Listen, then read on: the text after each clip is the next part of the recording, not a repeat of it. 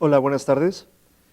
Agradeciendo el espacio brindado por parte de SIGSA y ESRI, venimos del Grupo Salinas, del área de Inteligencia Geográfica, presentando a mis compañeros Argenis de Jesús González, Carlos Gordillo Reina y su servidor Juan Carlos López González, presentando el tema Iztapalapa, agua, fuego y comercio, un contexto histórico y sociodemográfico de una sociedad cambiante.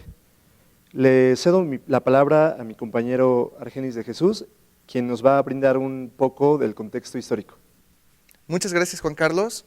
Pues sí, para conocer un poco más acerca del contexto histórico, es necesario abocarnos hacia la época prehispánica, en la cual en el centro de la Ciudad de México fue donde prosperó la civilización de azteca, la civilización mexica, en el centro de la ciudad, rodeado por diversos lagos, el principal, el lago de Texcoco.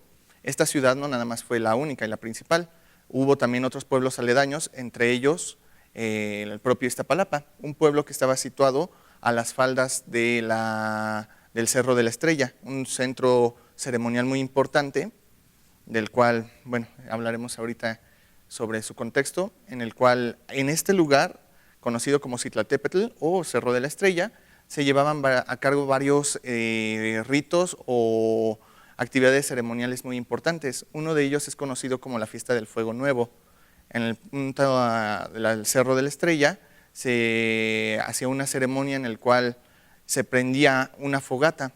Esta fogata se tenía que encender pidiéndole a los dioses que justamente sucediera así, que la fogata se pudiera llegar a encender, para que eso significaba o era un indicio de que los dioses querían que toda la humanidad siguiera viviendo. Si era así, este fuego se repartía para toda la ciudad que en ese momento se encontraba a oscuras y volvía a tener la luz. Esto por eso es tan importante, por ejemplo, el Cerro de la Estrella. En el contexto general acerca de Iztapalapa, tenemos que entender también la parte de su nombre. Iztapalapa quiere decir en las lajas del agua o teja sobre el agua. Esto hace referencia claramente hacia las chinampas que fueron construidas a los alrededores del propio Iztapalapa. Algo muy importante sobre este sitio es que nosotros tenemos mayor contexto histórico que Xochimilco y que hasta la fecha tiene esa tradición, pero en épocas prehispánicas Iztapalapa también fungía como un centro tanto ceremonial como de comercio, por lo cual es muy importante tener en contexto toda esta parte y toda esta información. Ya en la época de la conquista, Iztapalapa volvió a retomar una importancia muy significativa, debido a que por esta zona fue el paso de Cortés. En este mapa lo que nosotros podemos empezar a ver es justamente la ruta, que es la línea roja, que transita por toda la parte suroriente de la Ciudad de México para llegar justamente en el Cerro de la Estrella. De nuevo es un sitio muy significativo, debido a que ahí se dio el contacto entre Moctezuma, el emperador de Tenochtitlan, y Hernán Cortés. Entonces, a partir de ser no solamente un centro ceremonial ni de culto, sino ahora también histórico, es un lugar bastante importante y toma una relevancia que a continuación seguiremos mencionando con respecto al Cerro de la Estrella. Como parte de la época colonial, es importante mencionar que, bueno, los españoles ya llegaron a asentarse en este sitio. Ellos comienzan a colonizar y a evangelizar. Mucha gente que se encontraba en el centro de Tenochtitlán empieza a migrar y justamente uno de los poblados que empiezan a llegar es Iztapalapa. El crecimiento de la población se empieza a ver muy afectada en esta zona y a las faldas del Cerro de la Estrella, justamente. Aquí es el lugar en donde empiezan a llegar la mayor parte de las personas. Cuando varios sucesos históricos transitan en esta parte, uno de ellos, por ejemplo, es cuando se seca el lago de Texcoco, un momento muy importante porque Iztapalapa estaba rodeado por todos estos lagos. Una parte muy importante en esta historia es la época colonial. ¿Derivado de qué? De que los españoles llegan aquí a conquistar, llegan a Tenochtitlan y muchas de las poblaciones y personas que vivían ahí se empiezan a trasladar a los pueblos aledaños. Uno de los pueblos justamente es Iztapalapa y por ello es que empieza a haber una gran cantidad de crecimiento de población. A partir de esto, la gente también, los españoles principalmente, comienzan a secar todos estos lagos de diversas formas y Iztapalapa deja de ser justamente este lugar de agua, de tejas. Ya no existen más estas chinampas que antes eran tan esenciales para su vida. Ahora el comercio empieza a cambiar. En la época de la postindependencia surge un suceso muy importante, que es una epidemia de cólera que invade a toda la República Mexicana. Aquí vemos en el mapa justamente cuál fue el flujo de esta epidemia que empezó a azotar.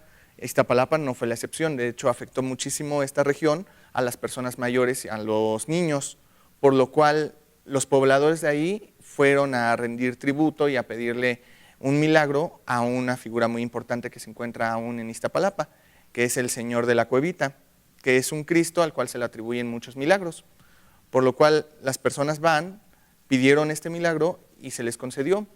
De hecho, mencionan que a partir de que se hizo esa petición, ya dejó de haber tantos contagios y dejó de haber esta propagación, la gente dejó de morir. Por ello, la gente vuelve a ir a este Cristo de la Cuevita para honrarlo y hacer un juramento, que cada año iban a honrar esta memoria en cada Semana Santa, haciendo una representación de su pasión y muerte, por lo cual este es el origen principal de uno de los acontecimientos más importantes que año con año pasan en Iztapalapa, que es el Vía Crucis de Iztapalapa, un acto ceremonial y religioso que llega a congregar a más de 2 millones de personas actualmente. Poco a poco la población va creciendo. Todo esto ya en los años de 1900, lo que podemos ver en este panel es justamente la evolución y el crecimiento de población desde los años 1940 hasta lo actual. Lo que vemos es el crecimiento de la mancha urbana. Para los años venideros, en los años 50, 60 y 70, es cuando se da el boom demográfico, no solamente en la Ciudad de México, especialmente en Iztapalapa, derivado que en estos años la población en los años 50 era solamente de 300,000 habitantes, pero para finales de los 60, 70, la población casi se triplica, llegando a casi 900,000 personas. La población comienza a crecer y es para los años 80 y 90 que vuelve a haber un segundo boom demográfico, específicamente en la zona norte de Iztapalapa, con la construcción de una nueva central de abastos. Al ser ya insuficiente en capacidad y logística la antigua central que se encontraba en la Merced, se decide construir un nuevo centro donde las personas puedan comprar todos sus insumos básicos. El lugar que deciden tener es la central de abastos de Iztapalapa, el cual radica su importancia en primera porque es la más importante de toda América Latina. Es el sitio donde mayor cantidad de efectivo se maneja en toda la República Mexicana y porque ahí trabajan aproximadamente más de 90,000 empleados. Por ello, el boom demográfico empieza a ser ahí porque todas las personas que trabajan en este sitio empiezan a vivir en los lugares aledaños y justamente empieza a crecer más la población en Iztapalapa. Cabe mencionar que este centro comercial es, aparte de ser uno de los más importantes, brinda el 90% de todos los alimentos que se consumen en toda la zona metropolitana del Valle de México. Actualmente ya en los años 2020 ya tenemos prácticamente toda la zona de Iztapalapa urbanizada, ya no nada más la parte de la falda del cerro, sino prácticamente toda la demarcación. Es importante tener justamente este antecedente histórico debido a saber cuál es la cultura, la sociodemografía y cómo ha ido evolucionando toda esta zona. Concretar que no solamente han sido lugares ceremoniales, de cultura y de historia, sino que tiene un porqué. Han habido sucesos y han habido historias que son muy importantes en toda la parte de Iztapalapa, sobre todo lo que estamos viendo a las faldas del Cerro de la Estrella, cuna y gran importancia de esta alcaldía, por lo cual es importante tener información demográfica y actual que mi compañero Carlos les comentará en el siguiente momento. Buenas tardes a todos, agradezco su atención. Bien, aquí tenemos la actualidad de Iztapalapa. En el tablero ejecutivo podemos ver dos mapas. En el superior es un mapa de la población. Al lado izquierdo tenemos la leyenda. Podemos ver que en las tonalidades verdes son las colonias que presentan una menor concentración de población, mientras que las rojas son las que tienen una alta densidad. El mapa inferior hace referencia a delitos, están igual organizados por colonia, y del lado izquierdo tenemos su leyenda. En este caso, los tonos azules son los que tienen una menor incidencia y los rojos son los que van a presentar una mayor cantidad de delitos. En estos mapas se hizo un filtro que hace referencia a los pueblos originarios de los que se habló anteriormente. En este caso, por ejemplo, tenemos el de San Andrés. Vamos a hacer un acercamiento. Vemos que es una colonia medianamente poblada, pero con una alta cantidad de delitos. Si nos vamos a la vista de manera general, vemos que hay una cierta correlación entre estas dos variables. Podemos ver que algunas de las colonias densamente pobladas también presentan una alta incidencia de delitos. Podemos apreciar en el mapa un corredor que va en los alrededores del Cerro de la Estrella y de la calzada de Iztapalapa. Es decir, que estas dos variables tienen una fuerte correlación. En el lado izquierdo tenemos una gráfica con el top 10 de colonias. En este caso se encuentran las de población. Vemos que la que tiene una mayor concentración es San Miguel Teotongo. Por otro lado, esta gráfica nos muestra los delitos. En ella podemos ver igual el top 10. En este caso, la que presenta una mayor cantidad es Ejército Constitucionalista. Ya sabemos cómo se encuentra Iztapalapa y sabemos lo densamente poblada que es.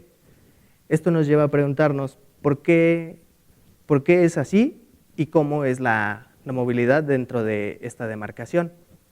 Es por ello que incorporamos un estudio de movilidad a nuestro trabajo. Para este fin, se realizó un análisis de 3 variables en conjunto, que son el ranking de EKT, la encuesta de origen-destino elaborada por la UNAM y el INEGI, en donde se aborda la movilidad de las personas. Nosotros resaltamos los trayectos de las personas de los hogares hacia los centros de trabajo. De igual manera, se incorporó la variable de colonias más densamente pobladas.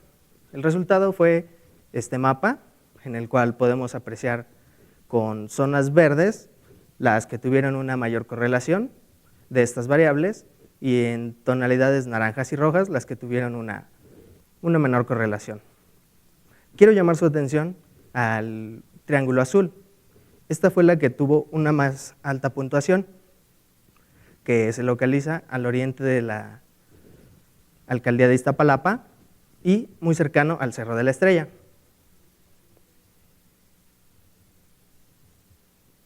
De forma simultánea se elaboró un análisis de los CETRAM, que son los centros de transferencia modal. Son estos lugares donde se conjunta el metro, los camiones, microbuses y algunos taxis, ya que al ser un pivote concentran una gran cantidad de población y presentan una fuerte movilidad.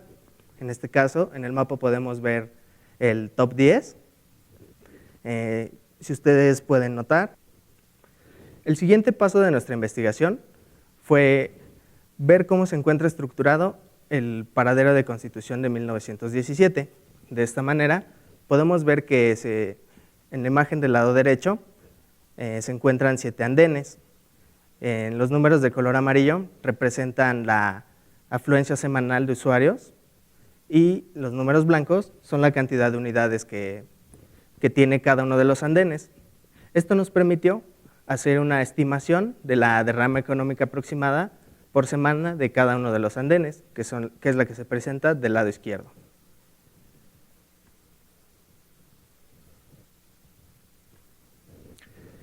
El siguiente paso fue ver cómo se mueven estas rutas y de la misma forma ver cuáles son las sucursales que se encuentran por donde pasan estas rutas propiamente.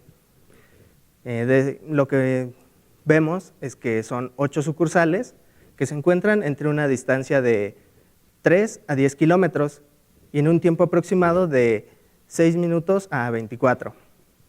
En el mapa del lado derecho podemos ver en donde se encuentra el camioncito azul, la ubicación exacta del paradero de Constitución de 1917 y los símbolos de los alrededores son las sucursales que están cercanas a las rutas de este paradero. El siguiente paso fue hacer un estudio sociodemográfico que incorpora información de la MAE, como lo son los niveles socioeconómicos, información de INEGI, que hace referencia a hogares, la población económicamente activa, la población total, y se agruparon en rangos de edades a las personas. Aquí llamo su atención a la parte inferior derecha. Aquí vemos una gráfica de barras. Estos son datos de Google propiamente. En ellas podemos ver la afluencia por horas promedio de asistentes a las sucursales que se estudiaron. Incorporamos la calificación. Para el caso de Ecatec Canal de Garay fue de 3.7. También obtuvimos la permanencia promedio de los usuarios y asimismo una referencia de los clientes.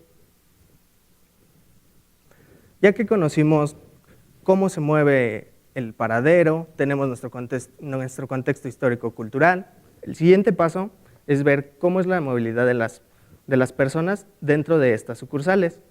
A continuación, Juan Carlos nos presentará cómo se abordó el software de Esri para este cometido. Muchas gracias, Carlos. Como bien dijo mi compañero, es muy importante verificar la movilidad de estas sucursales. En cuanto a la plataforma o al tablero ejecutivo, podemos ver que es muy útil todo este tipo de herramientas que nos proporciona Esri. En este caso estamos utilizando el Survey 123 para realizar una encuesta de movilidad en cuanto a los ramales de Constitución de 1917 y asimismo también verificar toda esta parte sociodemográfica que está refiriéndose a todas nuestras sucursales. Entonces, aquí en este caso tenemos el tablero ejecutivo con la encuesta de movilidad, en la cual al estar en campo, primero obviamente prendíamos nuestro GPS para tener una referencia más precisa en cuanto a nuestras coordenadas. Aquí en el caso, por ejemplo, del centro económico de nuestra sucursal, lo llenábamos, le preguntábamos a nuestro cliente cuál era el código postal o la colonia de su domicilio. En este caso nos mencionaban alguno, por ejemplo. Determinábamos el sexo de nuestro encuestado. En el caso de la primera pregunta, para llegar a esta sucursal, ¿qué transporte utilizó? Teníamos 5 posibles respuestas, ya sea caminando, en pecero o camión colectivo, en auto propio, taxi o en bicicleta. Al igual que en la siguiente pregunta, ¿por qué acudió a esta sucursal? En este caso teníamos algunas respuestas como me queda cerca de casa, me queda cerca del trabajo, por el servicio o porque hay menos gente que en la sucursal vecina. Y en la última pregunta, aproximadamente ¿cuánto tiempo de recorrido hace para llegar a esta sucursal? Una vez que llenábamos nuestra encuesta, en este tablero ejecutivo podíamos visualizar las respuestas en tiempo real.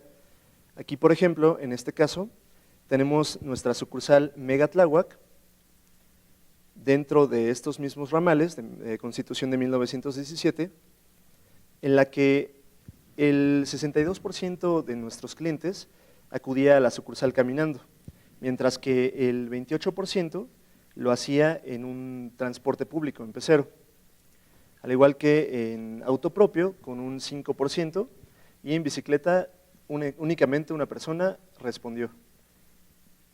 Para el caso de la siguiente pregunta, de cuánto tiempo aproximadamente llegaban a la sucursal, tenemos esta gráfica de calibre en la que nos muestra que en promedio en esta sucursal acudían aproximadamente en 13 minutos, llegaban a la sucursal. De igual manera, tenemos cargadas nuestras sucursales en cuestión y teníamos el mismo ejemplo de las gráficas de tablero ejecutivo, pero para esta sucursal, que es la de Canal de Garay. De la misma manera, el 68% llegaba caminando, mientras que el 30% aproximadamente llegaba en transporte público, en pecero.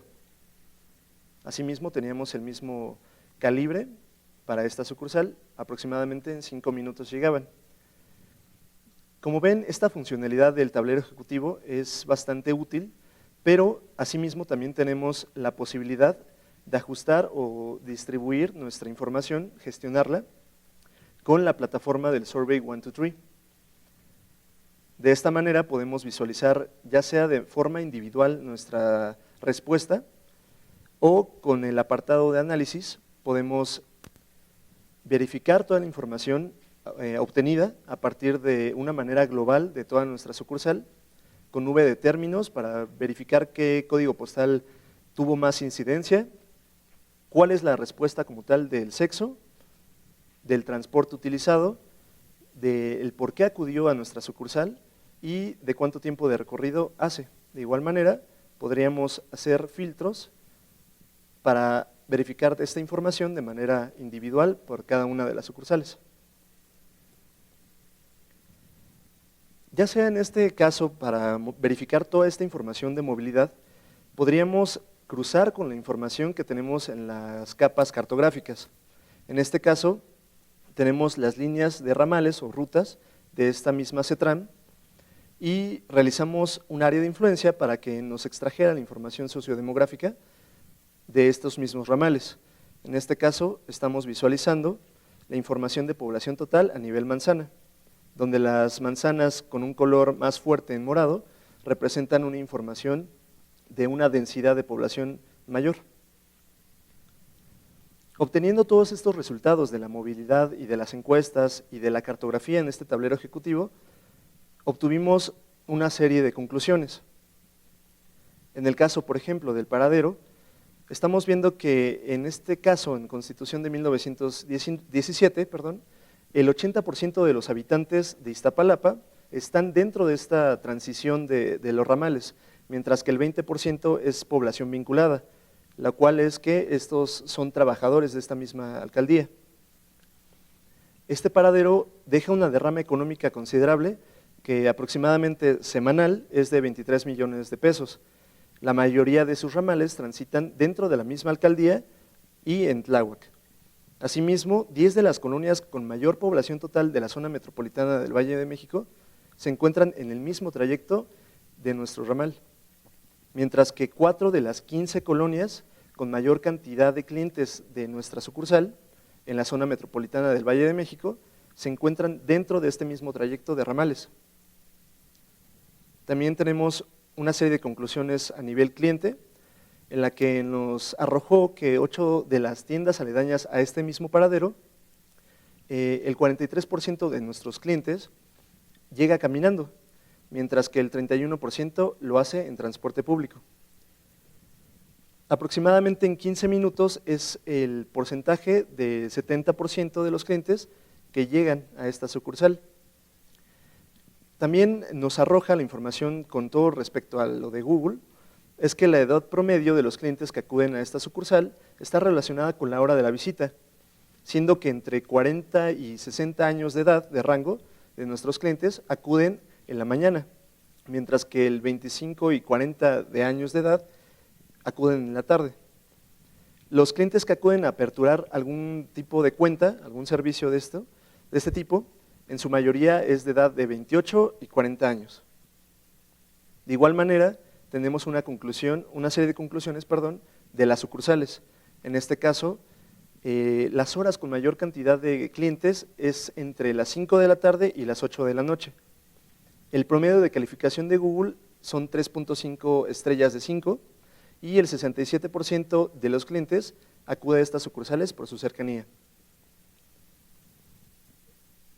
En este momento vamos a visualizar un mapa final en el cual vamos a obtener también una serie de conclusiones. Le cedo la palabra rápidamente a mi compañero Argenis de Jesús González. Muchas gracias, Juan Carlos. Pues sí, gracias a todas estas conclusiones, toda esta información histórica, sociodemográfica y cultural, es muy importante tener una plataforma ideal que nos pueda servir para la toma de decisiones. En Grupo Salinas y nuestra área de inteligencia geográfica contamos con estas nuevas plataformas que ESRI nos brinda para poder tomar decisiones, poder ubicar a nuestros clientes, población total, los delitos, inclusive cómo podemos llegar a tener un mejor funcionamiento dentro del corporativo y dentro de cada una de nuestras líneas de trabajo, para que nuestras decisiones tengan una mayor trascendencia y una mayor efectividad. Asimismo, podemos realizar filtros en este tablero ejecutivo para determinar la cantidad de estos indicadores que acaban de mencionar, por ejemplo, en este caso, San Miguel Teotongo, que es una de las colonias con mayor población, podemos verificar esta simbología en cuestión de su rango o demografía y el ramal que intersecta esta colonia. Asimismo, la colonia con mayor incidencia delictiva y crecimiento demográfico es Desarrollo Urbano Quetzalcóatl, en la que estos ramales se están distinguiendo de forma que intersectan la colonia y también nuestra sucursal en cuestión está siendo mostrada. Asimismo también, en este caso, el indicador que podemos mostrar es la población total, los clientes y los delitos. Para finalizar, quiero resaltar que durante todo este desarrollo cartográfico fue necesario incorporar el contexto histórico, cultural y demográfico, en donde la cartografía es una potente herramienta que nos permite conocer el pasado para entender el presente y prepararnos para escenarios futuros en una sociedad que cambia día a día. A nombre de toda el área de Inteligencia Geográfica y Grupo Salinas, agradezco el espacio brindado y continuamos con la sesión de preguntas.